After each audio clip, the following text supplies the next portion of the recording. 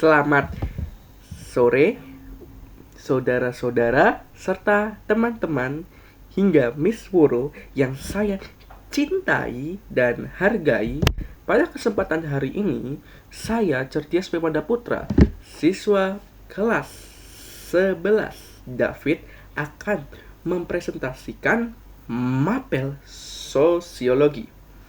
Baik, mapel sosiologi ini temanya ialah mengenai kelompok sosial. Baik, saya akan mempresentasikannya, yang dimana pertanyaan pertama yaitu studi kasus kelompok belajar. 5 siswa kelas 11 membentuk kelompok belajar untuk menghadapi ujian. Mereka bertemu setiap hari Sabtu, membagi tugas, mencari materi, dan saling membantu memahami pelajaran. Meskipun memiliki kemampuan akademik yang berbeda, mereka tetap bekerja sama untuk mencapai tujuan bersama.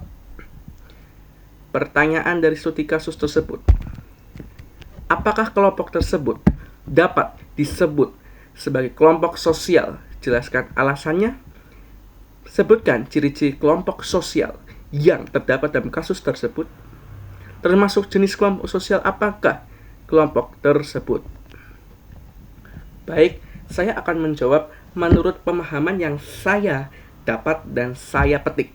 Oke, langsung saja saya memulai menjelaskannya. Jadi, kelompok tersebut itu justru merupakan kelompok sosial. Ya, mengapa? Karena adanya 5 siswa yang dimana itu membentuk kelompok hingga terjalinnya interaksi serta diskusi untuk menghadapi sebuah tantangan ujian. Ya, jadi mereka sebelum ujian mereka bertemu pada temannya, belajar bersama, mereka mendiskusikan sebuah pelajaran apa yang nanti keluar saat ujian. Itu teman-teman dan Miss Woro. Baik, ciri-ciri kelompok sosial di studi kasus itu pertama, di situ terdapat adanya pola interaksi serta adanya kerjasama atau kolaborasi, dan juga adanya diskusi hingga kesadaran bersama. Kenapa adanya kesadaran bersama? Karena mereka juga berinteraksi, mereka membagikan sebuah gagasan-gagasan yang disampaikan hingga membentuk kesadaran bersama. Jadi mereka belajar itu juga terbentuknya kesadaran yang mereka dapat, yaitu dari namanya belajar. Ya, itu lanjut saja. Untuk kelompok sosial ini termasuk dalam kelompok sekunder. Ya, kelompok sekunder ini kenapa? Kelompok sekunder dan kelompok internal. Ya, karena terbentuk atas dasar tertentu yang ingin dicapai bersama. Jadi, kelompok sekunder dan kelompok internal itu memiliki hubungan yang erat untuk dicapai secara bersama. Ini yang akhirnya membentuk sebuah pola kebersamaan dari namanya kelompok sekunder dan juga kelompok internal. Baik, saya akan lanjut ke studi kasus kedua, yaitu mengenai kelompok belajar. Studi kasus kedua yaitu mengenai organisasi OSIS. Baik, OSIS di sebuah SMA memiliki ketua, wakil ketua, sekretaris, bendahara, dan beberapa bidang kerja. Setiap anggota memiliki tugas dan tanggung jawab masing-masing. Mereka bekerja berdasarkan aturan organisasi untuk melaksanakan program sekolah. Pertanyaannya, mengapa OSIS termasuk kelompok sosial? Berdasarkan sifat hubungan dan strukturnya, OSIS termasuk kelompok apa? Jelaskan. Apa fungsi pembagian peran dalam kelompok tersebut? Baik, di sini saya akan mengeluarkan sebuah statement apa yang saya akan jelaskan, dan saya akan memberikan pemaparannya. Oke. Jadi dari pertanyaan 1, yaitu saya akan jawab, OSIS itu termasuk kelompok sosial karena merupakan bagian sekumpulan organisasi bagi siswa yang dimana terdapat setiap anggota dengan tugas dan tanggung jawab, ya, assignment and responsible. Mereka memiliki bagian itu yang perlu diselesaikan. Nah, serta bekerja berdasarkan peraturan, ya, atau rules yang ada di lingkungan sekolah untuk menjalankan program-programnya. Jadi program-program yang ada dari OSIS itu harus bisa diselesaikan dengan cara tanggung jawab serta komitmen yang jelas. Ya, itulah mengapa OSIS termasuk kelompok sosial.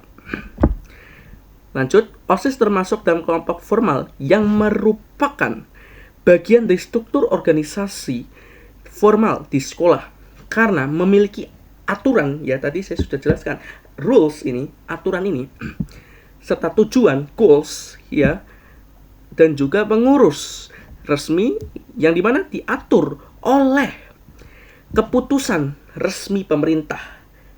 That's why this is from the official of government, yang dimana ini juga diatur, dipegang kendali oleh pemerintah, yang akhirnya OSIS ini bisa dijalankan oleh siswa. Jadi OSIS ini resmi. Lanjut, fungsi pembagian peran OSIS adalah untuk melaksanakan program-program sekolah itu, ya, yang dimana bisa berjalan dengan baik, sesuai, serta terarah, terencana, ya, dengan tepat apa yang diinginkan, karena adanya tugas tersendiri yang saling membantu, dan ini supaya tidak terbebani, ya.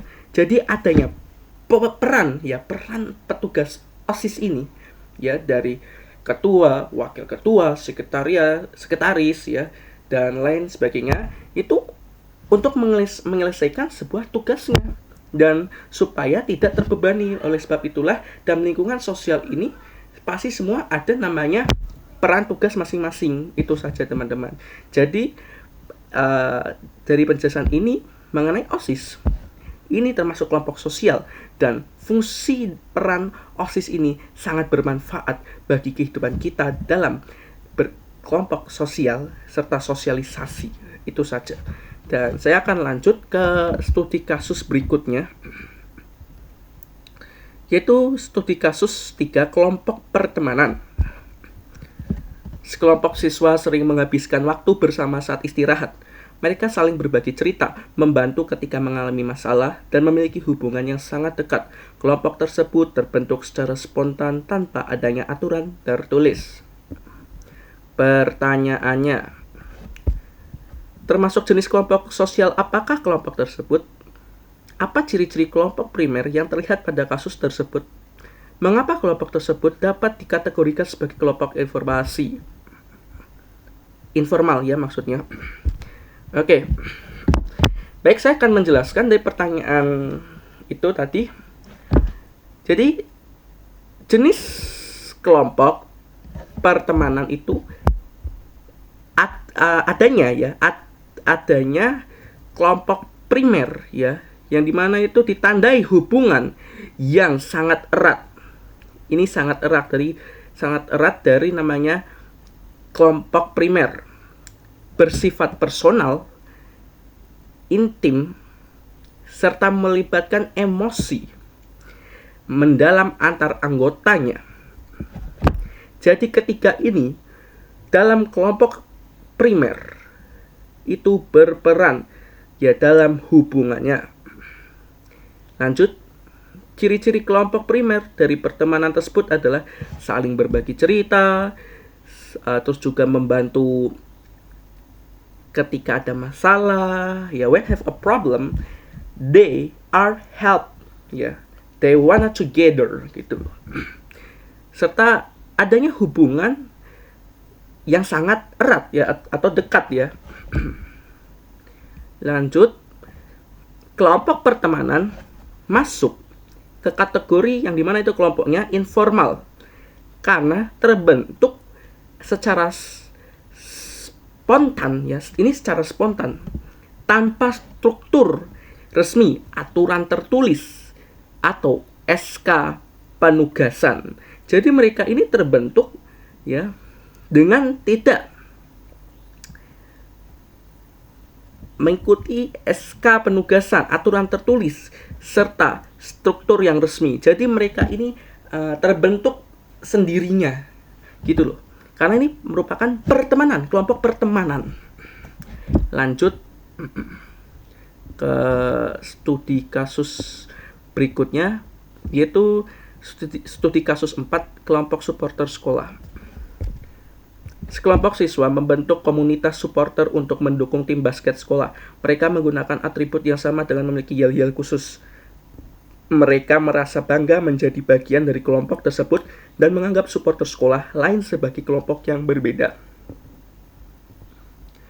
Pertanyaannya, konsep kelompok sosial apa yang terlihat dalam kasus tersebut? Siapakah yang dapat disebut sebagai in-group dan out-group? Bagaimana perasaan menjadi bagian dari kelompok dapat mempengaruhi perilaku anggotanya? Oke, baik. Saya akan memberikan sebuah statement saya, ya. Dan mengenai kelompok supporter sekolah ini, pasti ini terjadi ya di seluruh sekolah. Dan saya akan menjawabnya. Pertama, kasus kelompok supporter sekolah mencerminkan konsep in-group dan out-group. Ya, mengapa? Alasannya ialah kelompok dalam dan luar itu memiliki rasa solidaritas yang tinggi antar sesama pendukung sekolah. Ya. Dalam kelompok supporter sekolah, ya, in-group adalah sesama anggota kelompok. Supporter sendiri yang memiliki ikatan dan identitas sama. Sedangkan out-group adalah kelompok luar seperti supporter sekolah, rival, pihak sekolah lain, atau orang luar yakni lawannya atau enemies ya. So that is called by enemies of another people ya. Jadi ini adalah perbedaan dari in group serta out group. Baik. Lanjut, perasaan menjadi bagian kelompoknya adalah sangat senang pastinya. Dan kita bisa mendapatkan banyak sekali teman, dan kita bisa bersosialisasi ke teman-teman yang lainnya. Ya, kita sebagai supporter, ketika kita mengikuti sebagai supporter sekolah, pastinya kita mendapatkan banyak sekali teman-teman yang dapat kita kenal, ya. Yang dimana ini bisa mempengaruhi anggotanya, tentu saja. Baik, saya akan lanjutkan ke pertanyaan ke studi kasus 5 masyarakat perkotaan. Ya.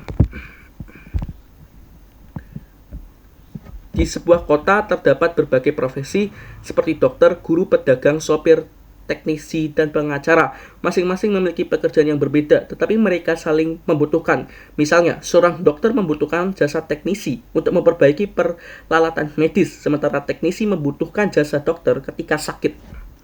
Pertanyaannya, berdasarkan teori Emil Durkheim, bentuk solidaritas apa yang ditunjukkan dalam kasus tersebut? Jelaskan alasan kelompok masyarakat tersebut menunjukkan solidaritas organik. Apa hubungan pembagian kerja dengan terbentuknya solidaritas dalam masyarakat tersebut? Baik, ini saya akan menjawabnya dengan statement yang saya perkuat, yang menggunakan data dari United Nations. Ya, saya sudah pegang datanya dari United Nations, ya, yang mana ini ada di bagian poin SDG 11 ya, SDG 11 itu Sustainable Development Goals, yang dimana itu mengenai Sustainable Cities and Communities, artinya keberlanjutan kota dan juga komunitas. Ya, ini juga sama yang digagaskan oleh Emil Durkheim ya, teman-teman.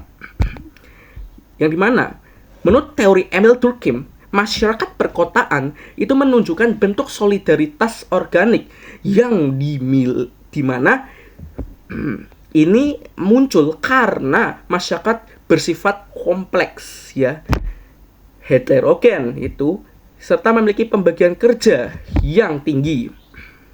Ya, jadi Emil Durkheim ini mengatakan ya bahwa kelompok sosial yang ada di perkotaan masyarakat ini itu merupakan kelompok organik.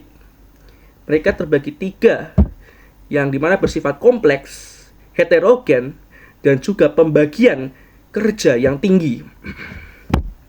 Lanjut, kelompok masyarakat menunjukkan solidaritas organik karena mereka terikat oleh saling ketergantungan akibat adanya pembagian kerja yang rumit dan spesialisasi peran, bukan lagi kesamaan suku atau kebiasaan ya. So they not see about the culture and also habits ya. Mereka itu memandangnya sebagai spesialisasi peran ya. Lanjut, hubungan pembagian kerja yaitu ikatan sosial ya yang didasarkan pada saling ketergantungan fungsional antar individu yang memiliki profesi, latar belakang, dan keahlian yang berbeda-beda. Iya. Ini mengenai kelompok yang ada di masyarakat ya, yang pastinya itu sangat beragam ya kehidupannya ya. Dan saya langsung saja masuk ke bagian kesimpulannya. Di bagian kesimpulan ini saya menjelaskan sedikit bahwa kelompok sosial adalah kumpulan dari 2 atau lebih individu yang dimana saling berinteraksi secara sadar, memiliki hubungan timbal balik dan diikat oleh kesadaran, norma, serta tujuan bersama, the togetherness of goals, ya, yang dimana itu membentuk keteraturan hidupnya dalam masyarakat.